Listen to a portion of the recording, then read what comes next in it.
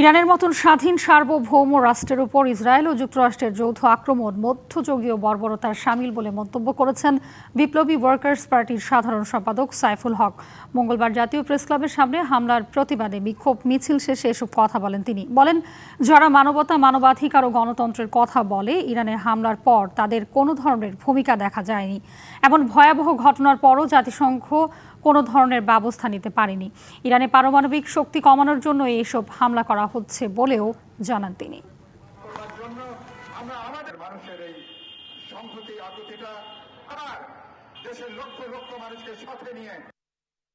মার্কিন যুক্তরাষ্ট্র বলি, ইসরায়েল বলি, পৃথিবীর কোন পরাশক্তি অন্য দেশের ভবিষ্যৎকে কেউ কিন্তু নির্ধারণ করতে পারে না।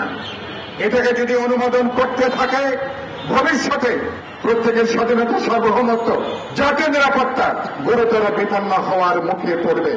লিলি আল্ট্রাসফট সিরাম জেল, যা গভীর থেকে স্কিনে দেয় 3 গুণ সিরাম হাইড্রেশন। সিরাম জেল হাইড্রেশনে ব্রাইট থাকো সব সিজনে।